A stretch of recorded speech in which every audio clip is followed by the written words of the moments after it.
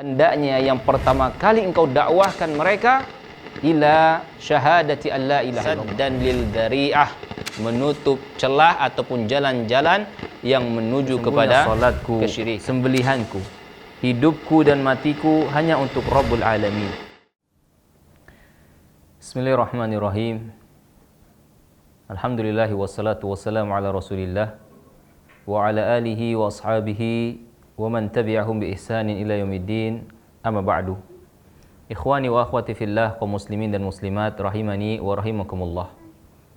Menyembelih merupakan ibadah kepada Allah Subhanahu wa taala. Dia merupakan suatu ibadah yang mana seorang hamba dapat bertaqarrub kepada Allah Subhanahu wa taala.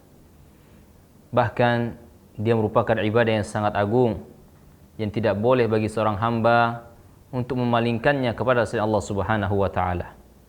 Rabbuna tabaraka wa taala berfirman dalam surat Al-An'am ayat 162 sampai 163, di mana Allah Subhanahu wa taala berfirman, "Qul inna salati wa nusuki wa mahyaya wa mamati lillahi rabbil alamin, la syarika lahu wa bidzalika umirtu wa ana awwalul muslimin."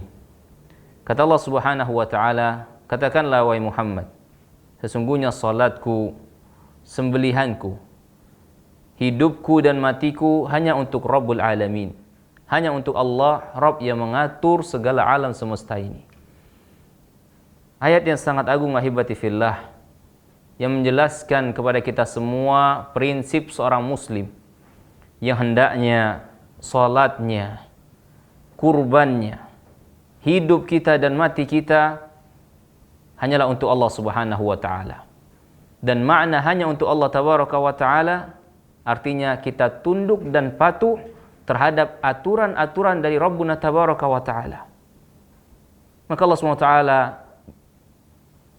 mengatakan kepada Nabi Muhammad sallallahu alaihi wasallam, "Wahai Muhammad, katakanlah, sesungguhnya salatku, sembelihanku, hidupku dan matiku hanya untuk Allah tabaraka wa taala, Rabb yang memiliki alam semesta. La syarika lahu, dan tidak ada sekutu bagi Allah Subhanahu wa taala. Tidak ada sekutu bagi Allah Subhanahu wa taala dalam hal menciptakan dunia ini. Begitu pula tidak ada sekutu bagi Allah Subhanahu wa taala di dalam peribadatan hanya kepada Allah. Wa bidzalika umirtu, dan untuk hal tersebutlah aku diperintahkan, wa ana awwalul muslimin, dan aku termasuk orang-orang yang berserah diri. Di dalam ayat yang lain Rabbuna tabaraka wa ta'ala dalam surah Al-Kautsar ayat yang kedua, Allah Subhanahu wa ta'ala berfirman, "Fashalli li rabbika wanhar." Salatlah engkau wahai Muhammad, dan terhadap Rabbmu hendaknya engkau menyembelih. Hendaknya engkau berkurban kepada Rabbmu. Alangkah agungnya ibadah kurban, yang dengannya diri seorang hamba dapat mendekat, yang mana seorang hamba dapat mendekatkan dirinya kepada Allah Subhanahu wa taala. Maka tidak boleh bagi seorang hamba yang mengaku dirinya muslim ataupun muslimah dia menyembelih kepada selain Allah Subhanahu wa taala. Sebagaimana dalam sebuah hadis yang diriwayatkan oleh sahabat Ali bin Abi Thalib, beliau mengatakan, "Haddatsani Rasulullah sallallahu alaihi wasallam bi arba'i kalimat." Rasulullah sallallahu alaihi wasallam mengabarkan kepadaku tentang 4 hal. Apa 4 hal ini ahibati fillah? Rasulullah SAW mengatakan, "La'anallahu man dzabaha li ghairillah." Allah melaknat orang-orang yang menyembelih untuk selain Allah Subhanahu wa taala. Dan makna laknat yakni at-tardu, Allah campakkan, wa bu'du anir rahmah, dan Allah Subhanahu wa taala jauhkan diri seorang hamba tersebut dari rahmatnya, dari kasih sayangnya. Apa jadinya seorang hamba ketika dia dicampakkan oleh Allah Subhanahu wa taala? Bagaimana jadinya seorang hamba ketika dia dijauhkan dari kasih sayang Allah Subhanahu wa taala? Tidak ada tempat berlindung baginya. Maka Allah Subhanahu wa taala melaknat orang-orang yang menyembelih kepada selain Allah Subhanahu wa taala. La'anallahu man la'ana walidayhi. Allah juga melaknat orang-orang yang melaknat kedua orang tuanya. Adakah orang yang melaknat kedua orang tuanya? Di zaman para sahabat mereka terheran-heran. Wahai Rasul, adakah seorang anak yang melaknat kedua orang tuanya? Maka Rasulullah SAW mengatakan, ya dia mencaci ataupun dia melaknat kedua orang lain, ya, kedua orang tua lain, ya, dua orang tua lainnya, kemudian orang tersebut pun melaknat orang tuanya. Ya. Namun di zaman kita sekarang pun, ya, kita dapati, kita jumpai anak-anak yang durhaka, yang mereka berani dengan lancang melaknat orang tuanya. Waliyadzubillah. Ya. Maka Allah Subhanahu wa taala akan melaknat anak-anak yang melaknat kedua orang tuanya. La'anallahu man awa muhdithan. Allah juga melaknat orang-orang yang membela kebatilan, yang membela pelaku kejahatan, yang membela pelaku kebid'ahan. La'anallahu man ghayyara manaral ardi. Dan Allah Subhanahu wa taala melaknat orang-orang yang merubah patok-patok tanah. Hadis ini sahih, dikeluarkan Imam Muslim. Dalam hadis yang lain, ahibati fillah, yang menjelaskan kepada kita tentang pengharaman ataupun larangan seseorang itu menyembelih kepada selain Allah Subhanahu wa taala.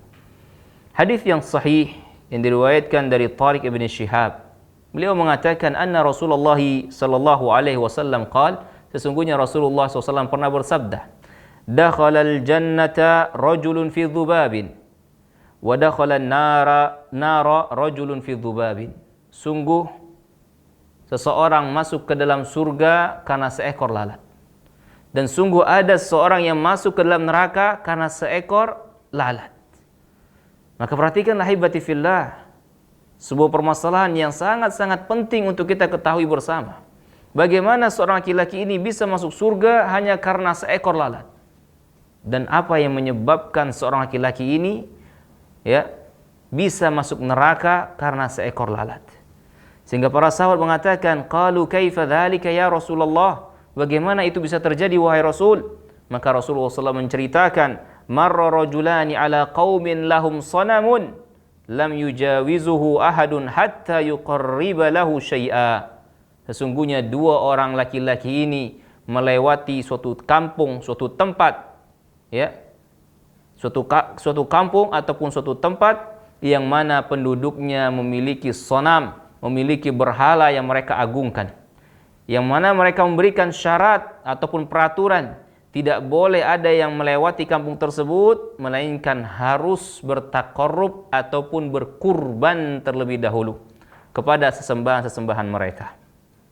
Faqalu, maka penduduk tersebut berkata kepada salah seorang di antara laki-laki tadi, qarrib, berkurbanlah untuk Tuhan kami. Qala, maka laki-laki tersebut mengatakan, laisa indi syai'un uqarribuhu, saya tidak memiliki sesuatu yang bisa saya kurbankan. Qalu, maka penduduk tadi mengatakan, qarrib walau dhubaban, berkurbanlah walaupun hanya dengan seekor lalat, ya, sepele. Faqarraba dhubaban fakhallu sabilahu fadakhala an-nar. Maka laki-laki yang pertama tadi menganggap enteng, menganggap ringan permasalahan ini, maka dia pun berkurban dengan seekor lalat. Maka penduduk tersebut pun membiarkan dia lewat, membiarkan dia jalan, akan tetapi dia masuk ke dalam neraka. Faqalu lil akhar, maka penduduk tersebut pun berkata kepada laki-laki yang lainnya, qarrib, berkurbanlah.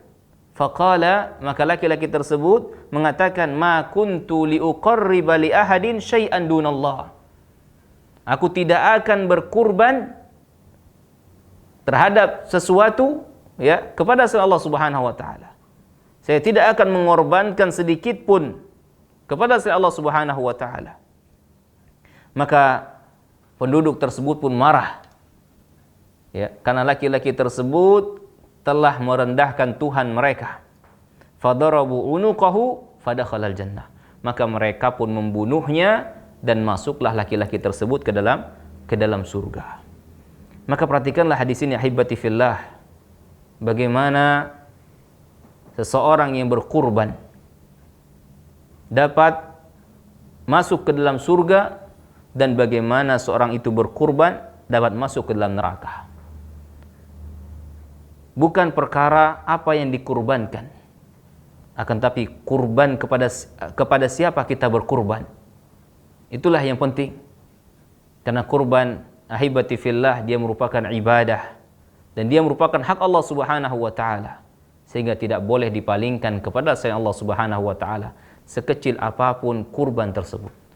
Semoga Allah Subhanahu wa taala senantiasa membimbing kita, memberikan kepada kita ilmu tentang perkara tauhid ini. Amin ya rabbal alamin. Wassalamualaikum warahmatullahi wabarakatuh.